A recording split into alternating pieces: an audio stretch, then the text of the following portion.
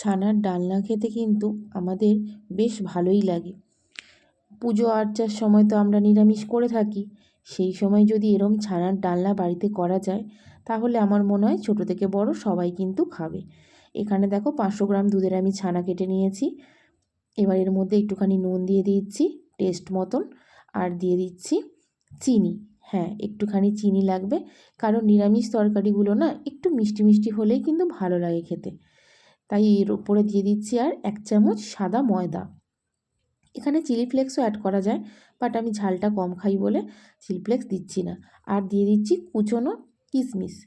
এর সাথে কিন্তু কুচনো বাদামও দেওয়া যাবে, কাজু বা আমন্ড যাই হোক, তো আমি সেগুলো দিইনি, আমি জাস্ট শুধু কিশমিশটাই অ্যাড করেছি। এবার এটা আমি ভালো করে মেখে নেব। এই যে এটা একটু বেশ সময় ধরেই মাখতে হবে, ভালো করে চটকে চটকে এখানে মেখে নেব আমি। মাখা হয়ে গেলে গোল গোল শেপ দিয়ে নেব, যার যেমন শেপ মনে হয় সেরমই দিতে পারো। আর এই যে এখানে আমি সাদা তেল গরম করে নিয়েছি কড়াইতে। এবার এর মধ্যে ভেজে নিতে হবে এগুলো। এগুলো কিন্তু খুব নরম, আলতো হাতেই কিন্তু ভাজতে হবে। আর আমি এরম গোল গোল দেখো শেপ দিয়েছি। যারা ফেসবুক থেকে দেখছো, আমার পেজটা এখন অথচ ফলো করোনি, তারা প্লিজ ফলো করে দিও। তোমাদের যদি আমার এই ভিডিওগুলো ভালো লেগে থাকে তাহলে লাইক আর একটা করে কমেন্ট করে যেও। আর যারা ইউটিউব থেকে দেখছো প্লিজ তারা সাবস্ক্রাইব করে দিও আমার এই চ্যানেলটাকে। তো চলো, কথা বলতে বলতে আমার এগুলো কিন্তু ভাজাও দেখো হয়ে গেল। এরম লাল লাল করে কিন্তু ভেজে নেব, বাট এগুলো না খুব আলতো হাতে ভাজতে হয়, খুব নরম তো, সেই জন্য ভেঙে যাওয়ার কিন্তু অনেক চান্স থাকে। এরম লাল লাল করে ভাজলেই ভালো খেতে লাগে। আর এই যে মোটামুটি আমার অলমোস্ট ভাজা কিন্তু হয়ে গেছে। এখানে কিছুটা ভেজেছি আর কিছুটা দেখো আমি এখানে লম্বা লম্বা করে শেপ দিয়েছি। মানে আমি ওই আমার মনের মতো করেই এগুলো বানাই, কখনো লম্বা, কখনো গোল, কখনো চ্যাপ্টা। আর এখানে যেটা গ্রেভি করব তার জন্য 4 মগজ, কাজু বাদাম, কিশমিশ দিয়েছি। আর দেব 3টে লঙ্কা, যে যেমন ঝাল খাও তেমন লঙ্কা অ্যাড করবে। আর দিচ্ছি 1 টুকরো আদা, আর দেব একটা পুরো টমেটো। টমেটো ছাড়া মনে হয় আমার নিরামিষ রান্না হবেই না। এই যে কড়াইটা গরম হয়ে গেছে দেখো, আর তার সাথে দিয়ে দিচ্ছি এই গোটা মশলাগুলো, ফোড়ন দিচ্ছি শুকনো লঙ্কা, গোটা গরম মশলা, গোটা জিরে, এগুলো এবার আমি ভালো করে ফোড়ন দিয়ে নেব। একটু হালকা ফ্লেভারটা যখন বেরোবে তারপরে এর মধ্যে আমি অ্যাড করব টুকরো করে কেটে রাখা আলু। হ্যাঁ, আলুটা কিন্তু অপশনাল, কেউ দিতেও পারো আবার নাও পারো, কিন্তু আমরা সব কিছুতেই আলু খাই, কি করব বাঙালি মানুষ, তো আলু না দিলে আমাদের অ্যাকচুয়ালি চলেই না।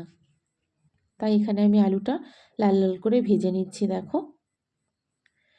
মোটামুটি হালকা করে ভেজে নিলে না আলুটা তাড়াতাড়ি সেদ্ধও হয়ে যায়। এই যে এর মধ্যে নুন আর হলুদটা আমি এর মধ্যে অ্যাড করে দেবো। নুন হলুদ দিয়ে এটা ভালো করে ভেজে নেব। প্রত্যেক দিন মাছ মাংস তো আমরা খেয়েই থাকি, মাঝে মধ্যে যদি এরকম একটু নিরামিষ করে খাওয়া যায় আমার মনে হয় মুখের টেস্টটা অনেকটা চেঞ্জ হয়। আর এই দেখো এখানে আমি বানিয়েছি এই পেস্টটা, যেটা হচ্ছে কাজু কিশমিশ 4 মগজের ওই পেস্টটাই। এটা এবার এর মধ্যে দিয়ে দেবো কড়াইয়ের মধ্যে। এবার এটাকে ভালো করে কিন্তু কষতে হবে। এবার যতটা ভালো কষা যায় টেস্ট কিন্তু ততটাই ভালো আসে, এটা তো আমরা যারা রান্না করি তারা সবাই জানি। এই যে হাফ কষা হয়েছে, আমি না ঢেকে ঢেকে কষি, আমার মনে হয় তাতে যেন তাড়াতাড়ি সেদ্ধও হয় আর যেন তরকারিটার টেস্টও ভালো হয়। এই যে পুরোপুরি মশলা দেখো শুকিয়ে গেছে, তেলও কিন্তু সাইড দিয়ে বেরিয়ে গেছে। এবার ওপর থেকে আমি একটু দিয়ে দেবো হচ্ছে ঘি, হালকা করে ঘিটা দিয়ে দিলাম, একটুখানি ঘি ছিল, হালকা করে দিয়ে দেওয়ার পরে এটা এবার ভালো করে মিনিট 5 নাড়বো। এবারে তার উপরে একটুখানি দিয়ে দিচ্ছি দেখো কসুরি মেথি। এটাকে কিন্তু এখন জল দেবো না, ভালো করে একটু নেড়ে নিয়ে তারপরে কিন্তু আমি জল দেব। আর এই যে এখানে আমি ঘরে গরম মশলা গুঁড়ো করে রাখি সেটাই দিয়েছি। এবার এর মধ্যে কিন্তু আমি ফোটানো গরম জল দিয়েছি, কাঁচা গরম জল দিলে না তরকারির টেস্টটা যেন খুব একটা ভালো আসে না। আর আমরা তো একটু ভাত দিয়ে খাবো, গ্রেভি গ্রেভি দরকার, তো সেই জন্য জলটা একটু বেশি দিয়েছি, বাট জলটা থাকবে না, একদম টেনে যাবে দেখবে। এটুকু জল আমাদের দিতেই হতো, নাহলে তো একদম গ্রেভি থাকতো না। এটা ভালো করে ফুটে গেলে এবার এর মধ্যে আমি যে ছানা যেগুলো ভেজে রেখেছিলাম, যে ছানা যে কোপ্তাগুলো, সেগুলো আমি একটা একটা করে এর মধ্যে বসিয়ে দেবো।